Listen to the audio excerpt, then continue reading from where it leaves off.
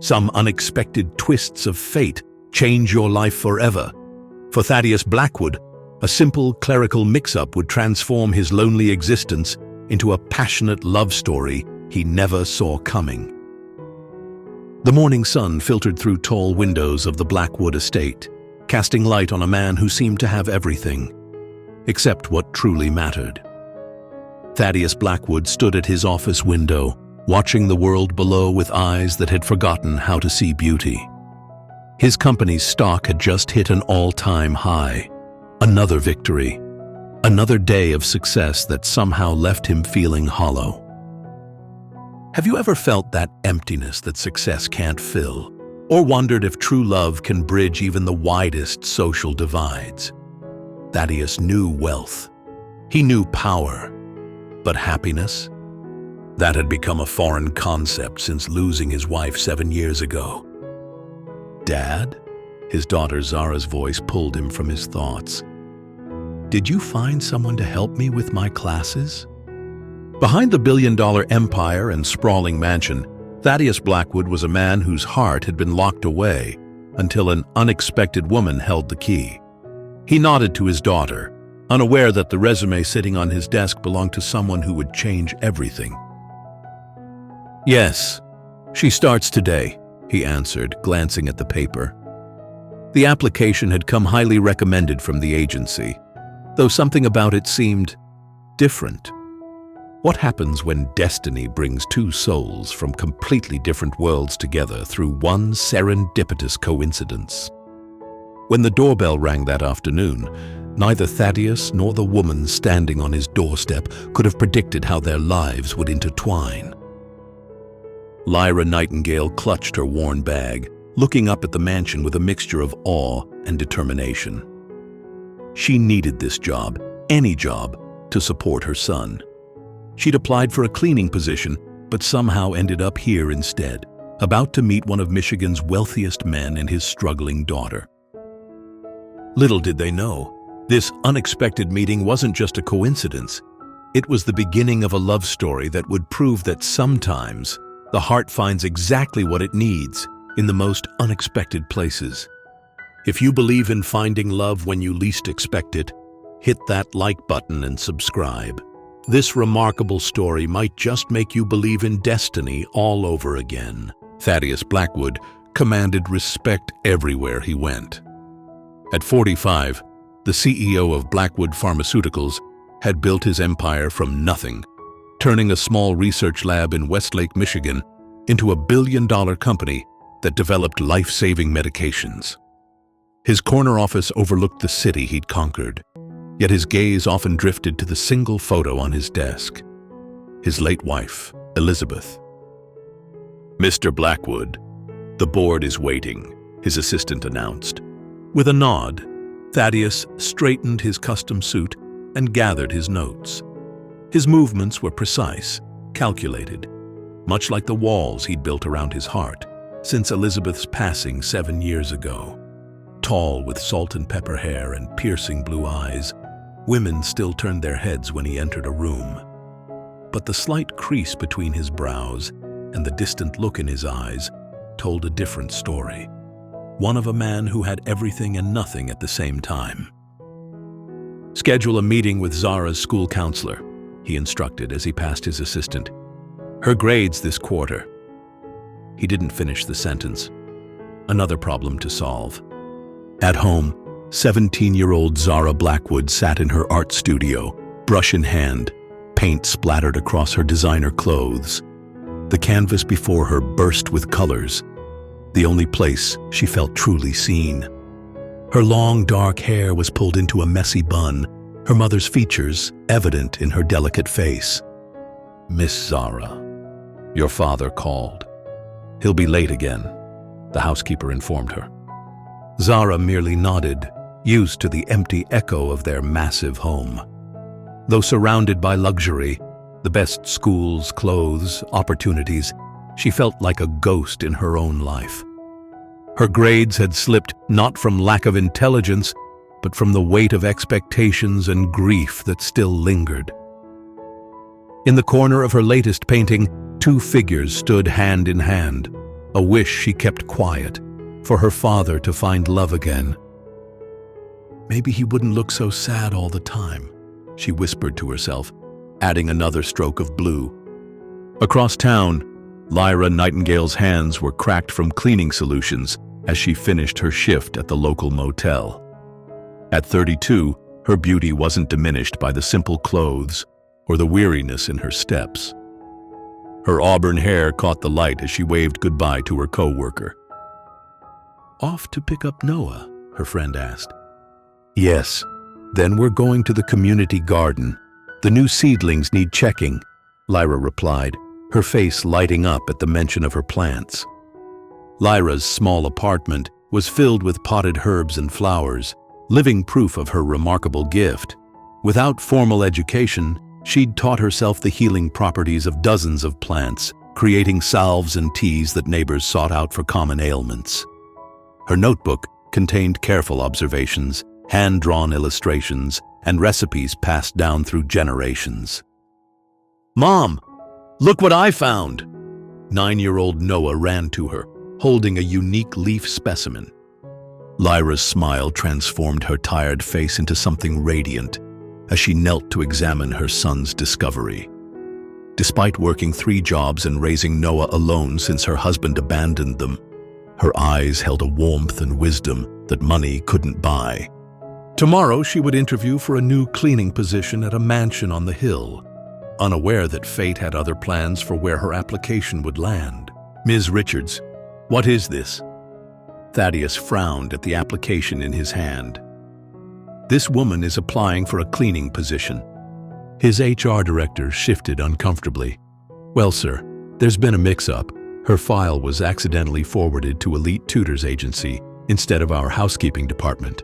They sent it to us because of her notes about natural sciences." Thaddeus scanned the paper again.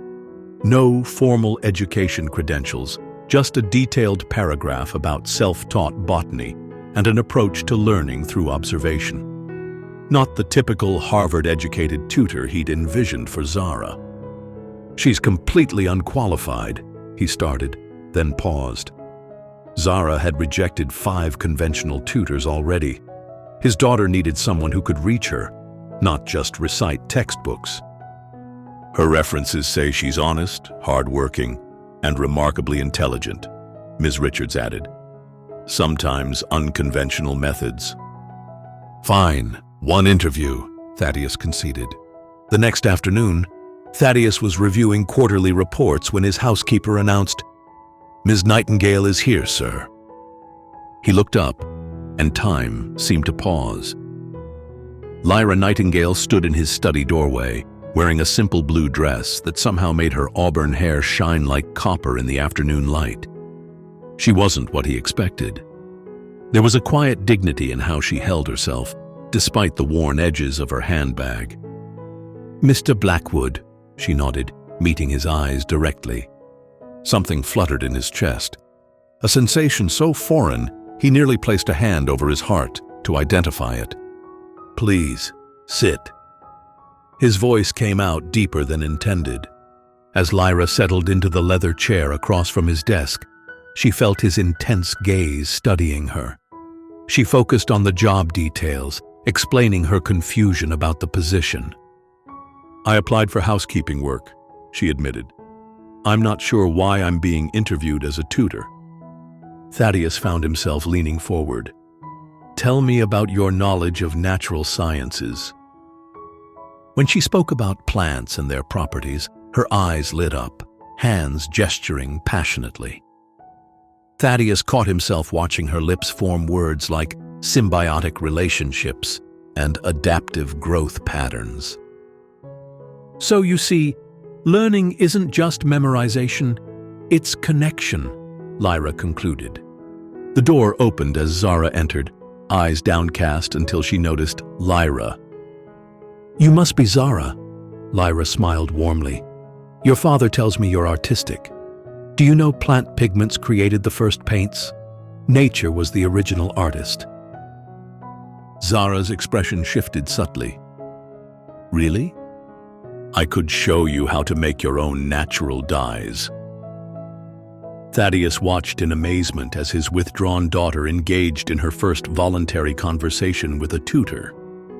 The electricity between all three of them was palpable, something new forming in the space of his usually formal study.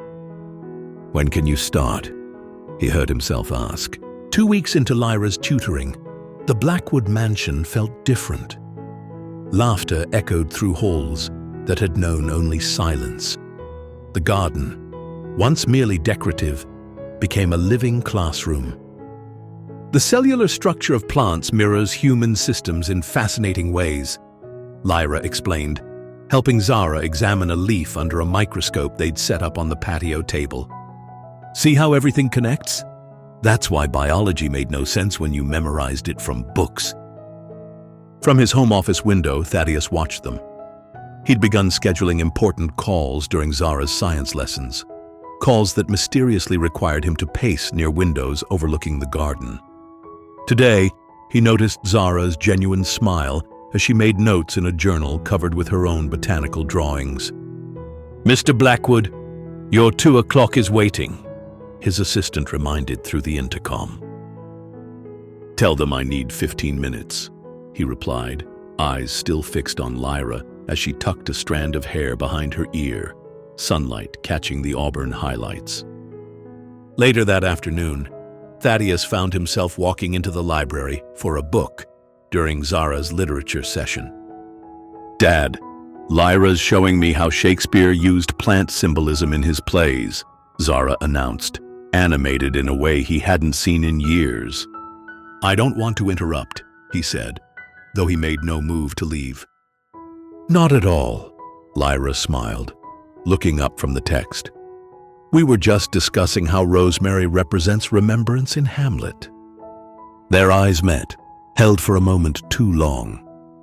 Thaddeus felt that strange flutter again. "Perhaps you'd like to join us?" she offered, shifting slightly to make room at the table. As he sat, their hands brushed, reaching for the same book. A jolt of awareness passed between them, causing Lyra to draw back quickly, cheeks flushed. "Sorry," they said simultaneously, then shared a small laugh that somehow felt intimate. During board meetings, Thaddeus found his mind wandering to Lyra's animated expressions as she taught. He caught himself sketching small flowers on his notepad during budget discussions. Twice, his CFO had to repeat questions. For Lyra, each day became an exercise in professional composure.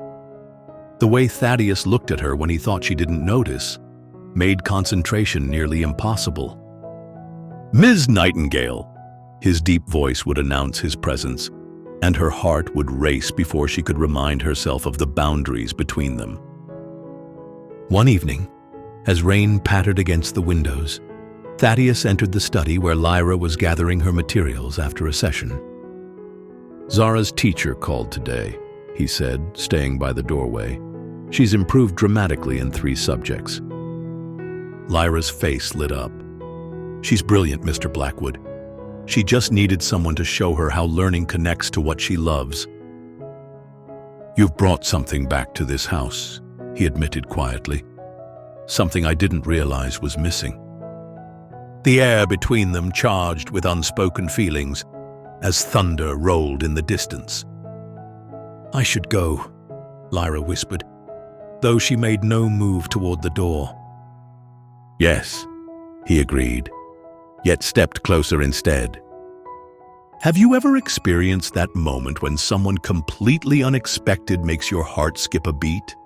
When someone enters your life by chance and suddenly you can't imagine your days without them?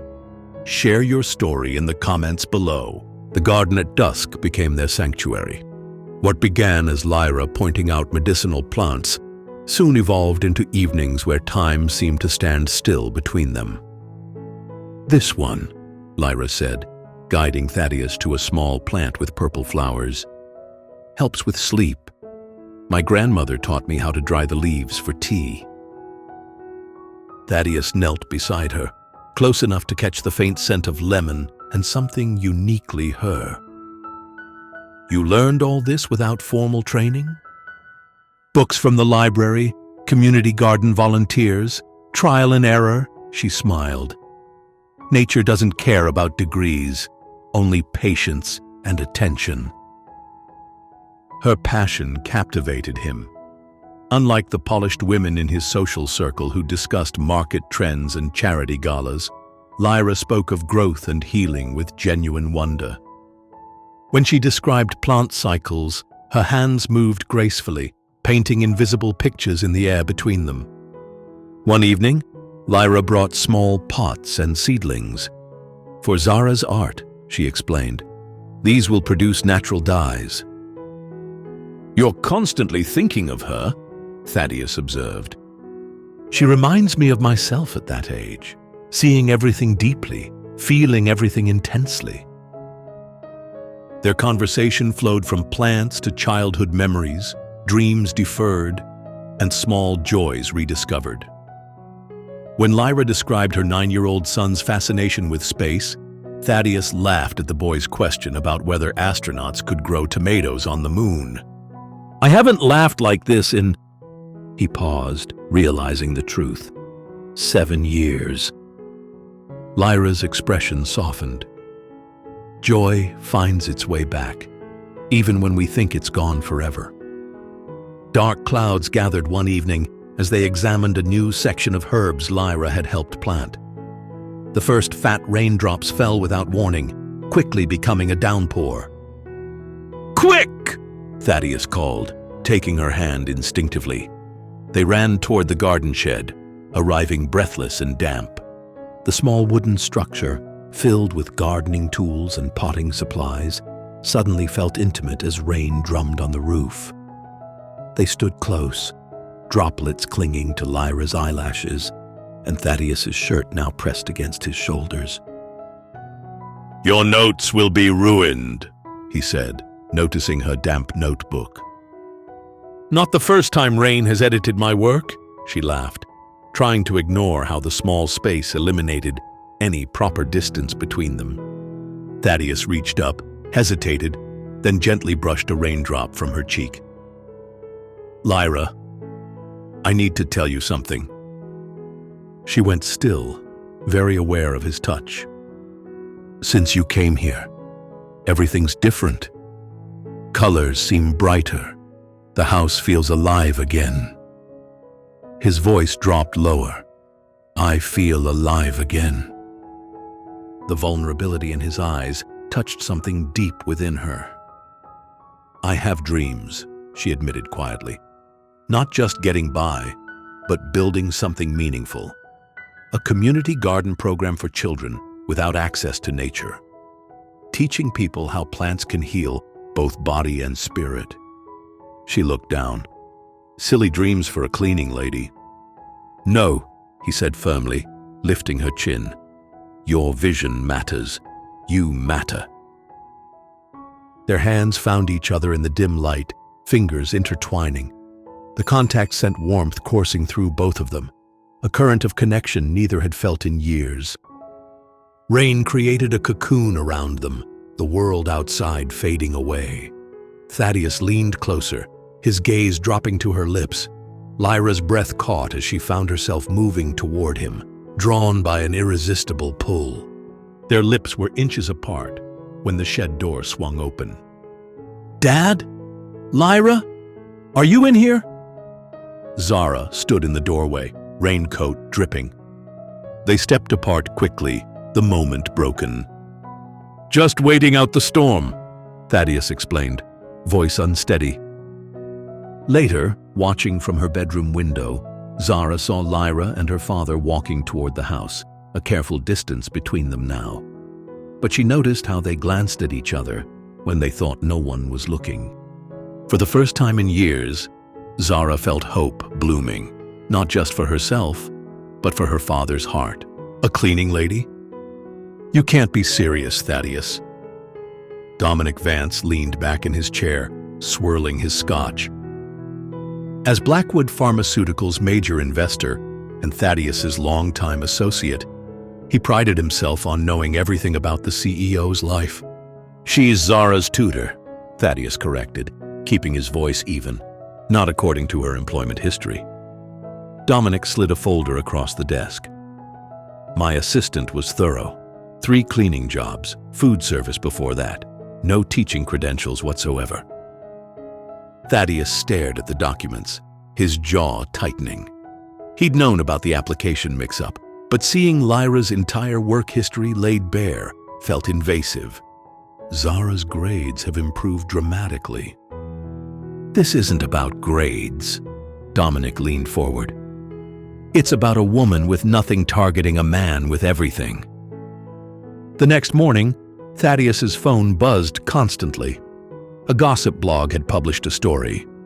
Billionaire's new love interest, from maid to mistress. Photos showed Lyra entering his estate, their garden conversations enlarged and analyzed. Comments flooded social media. Classic gold digger move, and how long before she gets her hands on the Blackwood fortune? Lyra felt the stares at the supermarket, noticed the whispers when she picked up Noah from school. Her phone filled with messages from friends warning her about the articles. "Mom, why are people taking our picture?" Noah asked as they hurried to the car. Before she could answer, a sleek black Bentley pulled up to the Blackwood mansion as Lyra arrived for her session with Zara. A tall blonde woman emerged, her designer outfit probably worth more than Lyra's yearly income. "You must be the new help," the woman said, eyeing Lyra from head to toe. "Vivian Astor. I'm sure Thaddeus has mentioned me." He hadn't. That evening, Lyra overheard Thaddeus and Vivienne in his study. "Darling, we've known each other 15 years. This little diversion isn't worth your reputation. The board members are talking." The annual Blackwood Pharmaceutical Charity Gala arrived, an event supporting medical research for underprivileged communities. To Lyra's surprise, Thaddeus asked her to attend. "Zara wants you there," he explained, though his eyes said more. The ballroom glittered with wealth and influence. Lyra wore her only nice dress, a simple blue gown she'd saved for months to buy. Vivienne spotted them immediately, gliding over with champagne in hand. "Thaddeus, the Richards want to discuss their donation." She turned to Lyra with a cold smile. "Would you mind getting me another drink? That's what you're used to doing, right?" Several nearby conversations stopped. "Actually," Lyra replied quietly, "I usually clean up messes, not create them." She escaped to a quiet balcony, heart pounding. This world wasn't hers. These people would never accept her. "I should resign," she told herself, blinking back tears. "Before Zara gets hurt. Before I do." Back inside, Thaddeus searched for Lyra, ignoring Vivienne's attempt to introduce him to another socialite. "She doesn't belong here," Vivienne hissed. Looking at the room filled with wealthy peers who'd known him for decades, Thaddeus faced the question that had been growing in his mind. Which mattered more? Their approval or the connection he'd found with Lyra? The emergency board meeting was called at dawn. Thaddeus entered to grave faces and stony silence. "These documents were sent anonymously to every board member," the chairman said, sliding papers across the table. "Development plans for our new cancer drug, sent from your home network to 3 competing companies." Thaddeus scanned the documents, ice forming in his stomach. The timestamps matched Lyra's tutoring hours. "She had access to your study," Dominic added, voice heavy with false concern.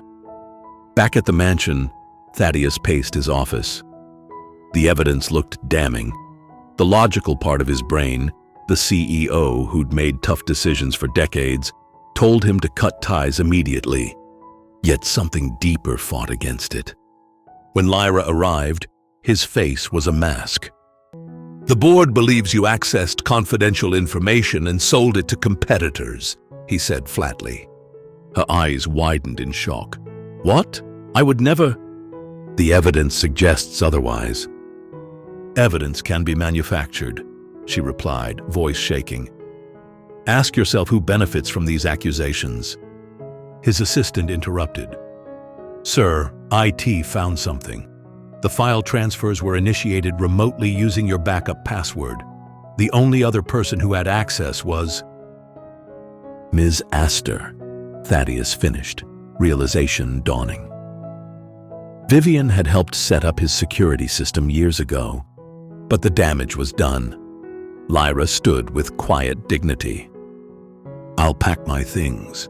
I won't return. That evening, Lyra placed her teaching notes and the small botanical drawings Zara had given her into a box. 7 weeks of building something beautiful ended by jealousy and suspicion. As she reached for the plant identification guide on the shelf, Zara appeared in the doorway. You can't leave, she said, voice breaking. I have to, sweetheart. Because of lies? Because people can't stand seeing Dad happy?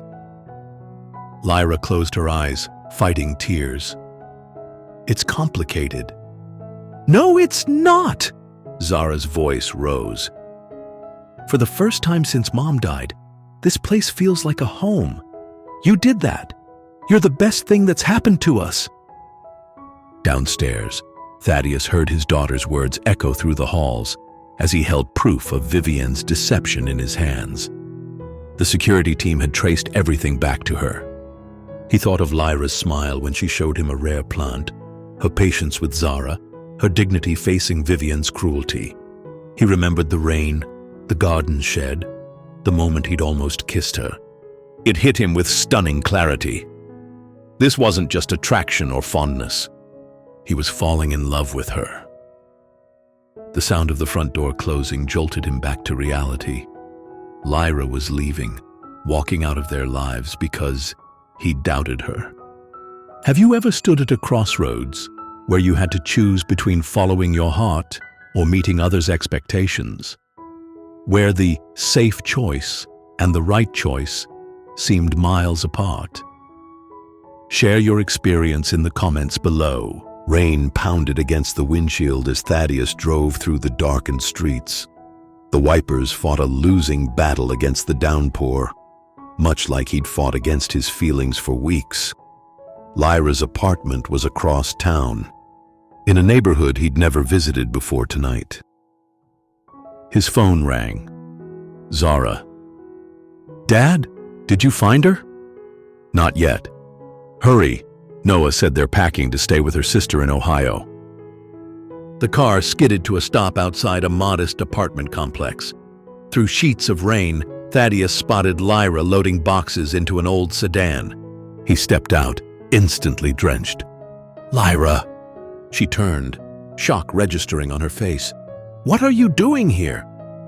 You can't leave, he said, closing the distance between them. Rain plastered his expensive suit to his body, water streaming down his face. I have to. This situation, it's too complicated. It's not complicated. It's crystal clear, he insisted, moving closer. I fired Vivian. The board has proof she set you up. Lyra shook her head. That's not enough. The rumors won't stop. Your reputation... I don't care about my reputation. Thaddeus cut her off. For years, I've lived behind walls of wealth and power, thinking they protected me. But they just kept me from living, from feeling anything real. Lightning flashed, illuminating her face. You walked into my home and showed me what was missing, he continued, his voice breaking with emotion. You brought warmth to Zara. You brought life back to me. Lyra stood motionless, rain mingling with tears on her cheeks. I don't care what anyone thinks, Thaddeus said, taking her hands in his. You're the missing piece of my heart. Thaddeus, I love you, Lyra Nightingale. The world narrowed to just the two of them as Thaddeus cupped her face gently. When their lips finally met, the kiss held 7 weeks of longing, of almost moments and unspoken feelings tender at first, then deepening with passion, worth every second of waiting. When they broke apart, Lyra whispered against his lips, "I love you too." Noah appeared in the doorway, wide-eyed at the scene. "Mom? Why is Mr. Blackwood kissing you in the rain?" 2 days later, Thaddeus stood before the Westlake Business Association, Lyra at his side. "Many of you have read false stories about Ms. Nightingale," he addressed the crowd of Michigan's business elite. "Today, I'm setting the record straight. This remarkable woman has brought joy and healing to my family. She faces life with grace and wisdom that money can't buy." Taking her hand, he continued, "I'm not just defending her character. I'm proudly introducing the woman I love." The room buzzed with whispers, but for once, Thaddeus was deaf to them. Spring blossomed into summer, and with it, their relationship. Weekends found them creating a special garden with plants from around the world. Evenings were spent with Noah and Zara, building a family from pieces that somehow fit perfectly together. One night, Thaddeus arranged dinner on the terrace, lit by hundreds of tiny lights. He'd prepared her favorite meal himself, with Zara's help. "This is beautiful," Lyra gasped. Over dessert, he reached for her hand. "These past months have shown me what happiness truly means. I want every day to start and end with you here." From his pocket, he produced a key tied with ribbon. "This house needs your touch to be a home. Will you and Noah move in with us?" Tears filled her eyes as she nodded. Upstairs, Zara and Noah high-fived, their secret operation family succeeding. As summer turned to fall, Lyra's touch transformed the mansion. Her plants brought life to every room. Her scientific knowledge complemented Thaddeus's pharmaceutical research, inspiring a new division focused on plant-based medicines. Most importantly, Zara found in Lyra someone who understood her artistic soul, guiding her with the motherly love she'd missed for so long. "I never thought I'd find this," Thaddeus said one evening, as they watched the children in the garden. "Find what?" Lyra asked, leaning into his embrace. "A love that makes everything else make sense." 1 year later, the Blackwood Mansion gardens bloomed with white roses and wildflowers. Wooden chairs lined a path leading to an arch woven with healing herbs and flowers, a perfect blend of elegance and natural beauty. Zara stood at the altar in a flowing blue gown, beaming as she watched her father await his bride. Noah proudly carried the rings on a small cushion, his suit matching Thaddeus's. When Lyra appeared in a simple white dress adorned with tiny pressed flowers, Thaddeus's eyes filled with tears. She walked toward him on a path they had planted together, each step bringing her closer to their shared future. Taking her hands in his, Thaddeus's voice carried across the gathered friends and family. "Lyra, before you, I existed but didn't truly live. A clerical mix-up brought you to my door, but I believe it was more than chance. You taught me that real wealth isn't measured in bank accounts, but in moments of connection." His voice broke. "You saw me, not the CEO or the billionaire, just me, with all my flaws and fears. You brought light back into our home and love back into my heart when I least expected it." Lyra wiped a tear from her cheek. "Thaddeus, I promise to love you for your gentle heart, your dedication to family, your passion for making the world better. Not for your success or name, but for who you are when all titles are stripped away." She squeezed his hands. "I will walk beside you through every season, growing stronger together like the garden we've built." Their kiss as husband and wife drew applause from everyone, especially Zara, who had watched their love story unfold from the beginning. The newly created Nightingale Foundation stood as testament to their partnership, combining Blackwood Pharmaceuticals research with Lyra's natural remedies to provide accessible medicine to communities in need. As evening fell, Thaddeus, Lyra, Zara, and Noah sat in their special garden spot, watching colors paint the sky. "Look!" Zara pointed to where they'd planted seeds together the previous spring. "Everything's blooming." Thaddeus wrapped his arm around his wife, his daughter, and the boy who was now his son. "Yes," he agreed softly, "everything is." If you believe true love can find you when you least expect it, and that genuine connections can bridge any divide, subscribe for more remarkable stories that prove the heart knows no boundaries.